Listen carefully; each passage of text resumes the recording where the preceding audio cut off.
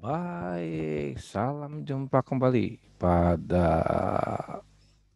seminar manajemen services ya.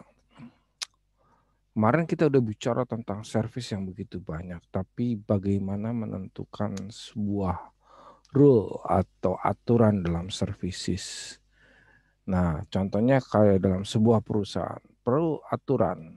Kenapa aturan itu diberlakukan? Supaya mentertibkan, ya, mengarahkan, mengontrol. Nah, inilah tujuannya sebuah aturan.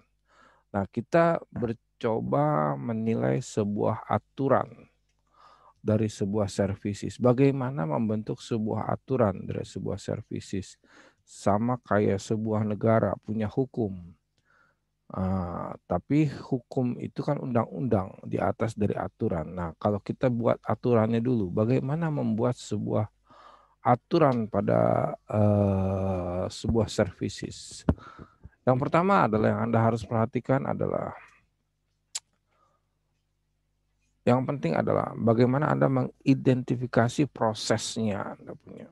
Nah, kemarin kita sudah belajar tentang prosesnya sebuah services ya, ada beberapa jenis services di dalam situ ya. Jadi prosesnya kita sudah tahu. Identifikasi prosesnya ya. Jadi misalkan Anda membuat sebuah services yang bisa di custom. Tentu saja ada aturan yang di situ yang harus Anda jalankan di dalam services yang bisa di custom tadi gitu ya. Uh, Contoh yang saya kasih adalah bahwa saya nih sebenarnya bisa mengcustom custom sebuah services, caranya bagaimana? Nah, itu kan caranya bagaimana? Ketika saya memberikan servis pada sebuah perusahaan yang menginginkan saya untuk datang tiap minggu untuk melakukan sebuah maintenance dalam sebuah perusahaan bidang IT-nya misalkan. Nah, saya menservis keadaan itu, saya mengcustom atau perusahaan yang pengen saya datang hanya untuk karena ada komplain di dalamnya. Nah, itu juga bisa nah, tapi Anda harus menetapkan prosesnya, identifikasi prosesnya dulu. Prosesnya secara detail Anda identifikasi bagaimana Anda mengendalikan itu gitu.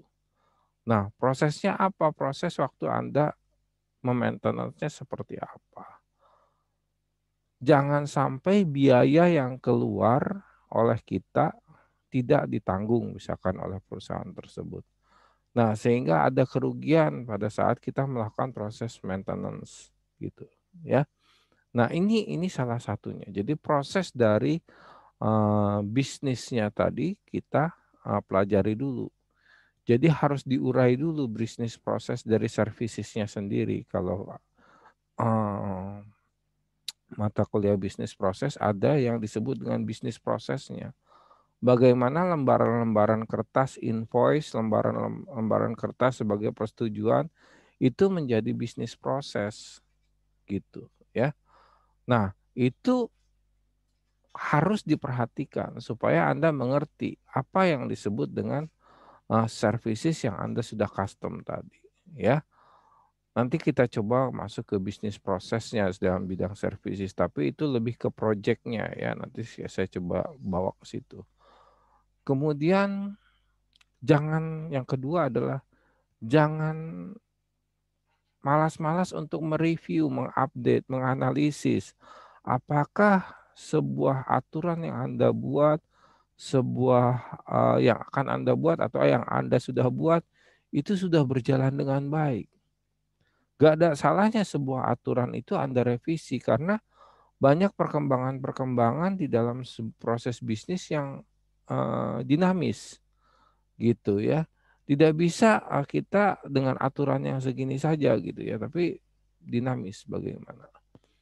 Karena ingat satu kali lagi services itu adalah kepanjangan tangan untuk kita mengambil customer. Yang selanjutnya adalah desain. Setelah Anda revisi, Anda update, jangan lupa mencoba meredesign rules yang Anda coba buat, aturan yang Anda coba buat. Karena dengan Anda mencoba mengupdate, tentu pasti ada perubahan-perubahan di situ.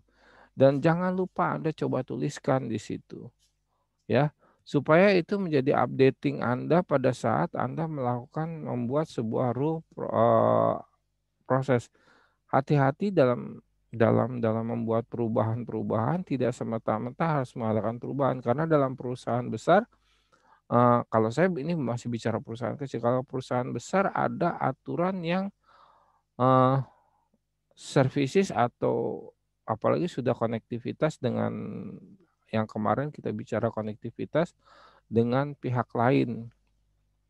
Nah, kita punya MOU, kita punya perjanjian kerja. Nah, di perjanjian kerja itu biasanya terdapat nilai-nilai services yang harus diperhatikan.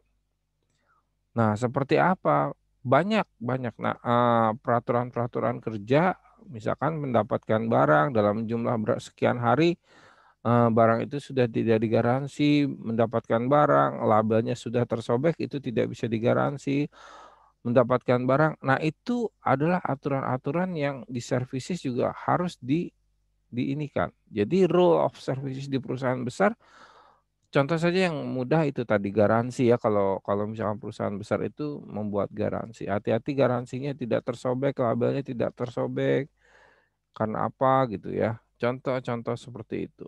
Jadi, kalau dibeli di perangkat keras misalkan laptop ada labelnya yang memang tidak bisa dibuka, jangan dibuka, jangan koyak, kemudian bautnya juga mereka segel, sehingga mereka tahu ini belum pernah dibuka, sehingga garansinya masih berlaku. Mereka nggak mau ambil garansi yang berlaku. Itu ada rule aturan. Mereka desain itu gitu. Mereka desain itu supaya apa? Supaya jangan ada kerusakan gara-gara dipegang oleh orang lain gitu ya. Bekas bukaan orang lain atau bekas gantian orang lain. Nah, ini dia mereka nggak mau terima gitu. Kemudian jadi itu diredesain, itu udah hasil yang baik gitu dari sebuah warranty atau garansi.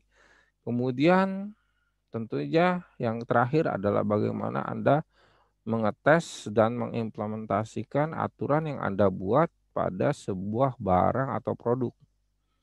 Pada dilempar ke pasar ya atau ke customer-nya tersebut. Nah, ini, mengenai aturan, desain dari sebuah aturan, baik itu garansi yang Anda lihat, baik tadi saya cerita tentang, apa yang di-custom gitu ya, kemudian bagaimana, mengelolanya dengan baik. Nah, ini adalah satu rangkaian cerita di mana, aturan itu terbentuk gitu ya, aturan itu bisa dibentuk. Baik, eee, ini dulu untuk mendesain sebuah aturan. Masih banyak tentang aturan, saya tambahkan sedikit tentang analisisnya ya, analisisnya bagaimana sebuah aturan itu mendapat nilai sukses.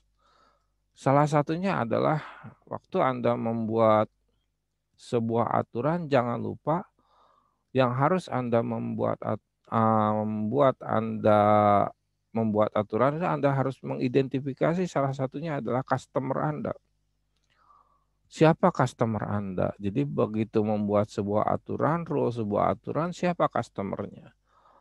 Bisakah customer itu digeneralisasi? Bisa customer itu dibuat secara umum? Kalau tidak bisa, bikin khusus, khusus seperti apa? Ya. Ketika khusus, misalkan Anda mengcustom sebuah perusahaan, mengcustom sebuah individu, itu berbeda. Jadi, bagaimana Anda mencoba mengcustom, atau mengidentifikasi si customer-nya tadi. Jangan menjadi sebuah kesalahan ketika Anda mengcustom gitu, ya. Kemudian ingat juga services itu untuk apa sih gitu ya. Services itu saya mau ingatkan, services itu untuk, eee membuat satisfaction pada seorang customer. Jadi jangan lupa itu. Jangan lupa Anda membuat sebuah nilai satisfaction di customer. Karena kembali lagi saya ingatkan bahwa services itu menarik panjangan tangan untuk menarik customer. Kalau minggu kemarin kita udah bicara tentang satisfaction customer, nah di sini waktu Anda membuat rule-nya, Anda juga harus melihat ya satisfaction customer-nya seperti apa. Jadi kalau di dalam sistemnya satisfaction customer itu bagaimana Anda melihat secara jelas produk Anda yang diberikan kepada customer dan menjadikan customer itu puas dengan produk tersebut, baik dari produknya, baik dari layanan produknya gitu ya. Nah ini, kemudian yang terakhir adalah